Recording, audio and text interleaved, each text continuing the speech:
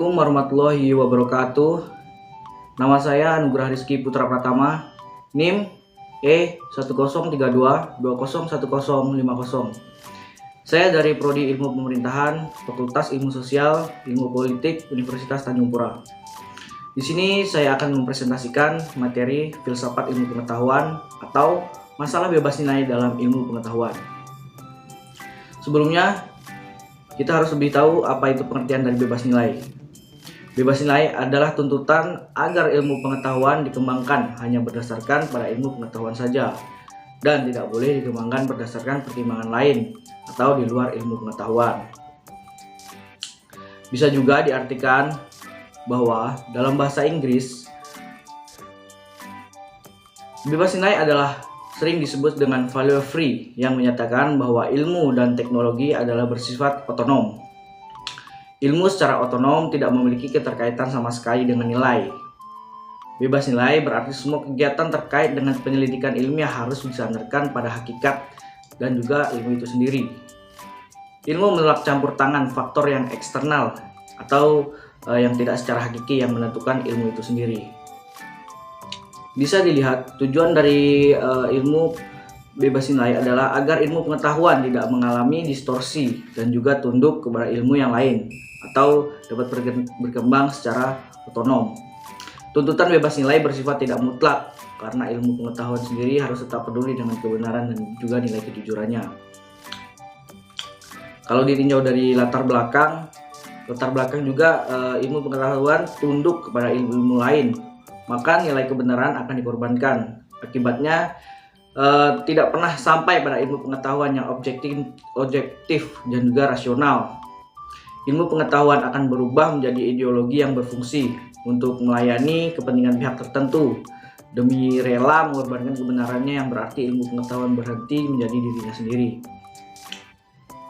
Ada dua kecenderungan dasar di dalam ilmu ini. Yang pertama yaitu kecenderungan puritan elitis dan juga kecenderungan pragmatis. Sebelumnya saya akan menjelaskan apa itu kecenderungan puritan elitis.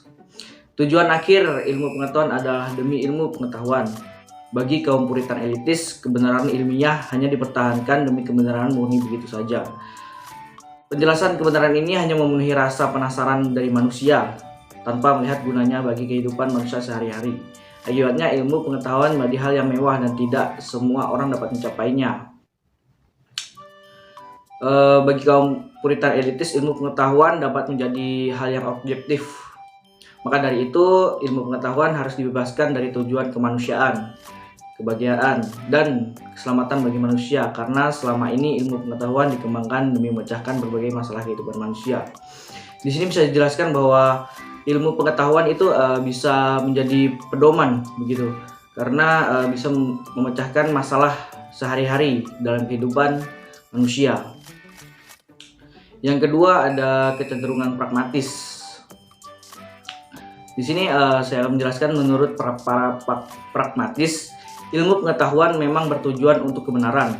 Namun yang juga penting yaitu bahwa ilmu pengetahuan pada akhirnya berguna bagi kehidupan manusia, yaitu untuk memecahkan persoalan dalam hidupnya.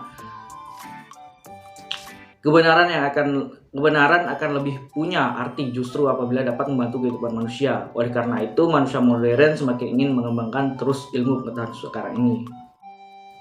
Di dalam kecenderungan pragmatis, manusia ingin mengembangkan terus ilmu pengetahuan yang ada sampai sekarang, karena juga membantu untuk memecahkan persoalan dalam hidupnya. Sebelumnya ada juga sintesis, yaitu sintesis context of discovery dan juga context of justification. Untuk mencari jalan keluar dari kesulitan mengenai masalah bebas nilai, bisa dibedakan menjadi dua, yaitu context of discovery dan juga context of justification. Apa itu context of discovery? Konteks of discovery adalah ilmu pengetahuan tidak terjadi, ditemukan, dan berlangsung dalam kevakuman. Ilmu pengetahuan selalu ditemukan dalam berkembang, dalam konteks ruang dan juga waktu tertentu. Jadi ilmu pengetahuan tidak muncul secara mendadak begitu saja. Ada konteks tertentu yang melahirkan ilmu pengetahuan dan sekaligus sangat mempengaruhinya. Yang kedua ada juga konteks of justification, menyangkut konteks di mana kegiatan ilmiah dan hasil-hasil diuji berdasarkan kategori dan kriteria.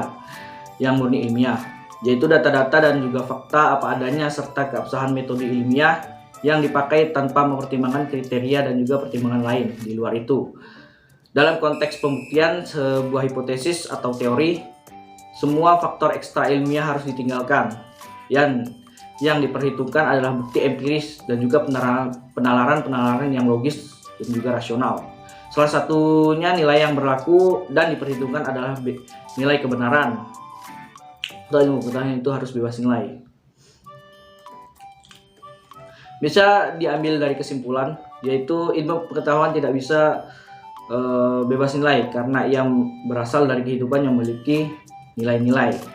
Tetapi ilmu pengetahuan harus berkembang secara otonom sehingga tidak terjadi distorsi dan hasilnya murni. Jalan keluar untuk mengatasi bebas nilai adalah dengan membedakannya, yaitu tadi dengan konteks of discovery dan juga konteks of justification.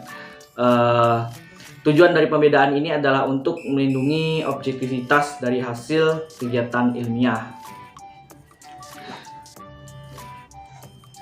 Mungkin itu saja presentasi dari saya. Jika ada yang salah, mohon dimaafkan.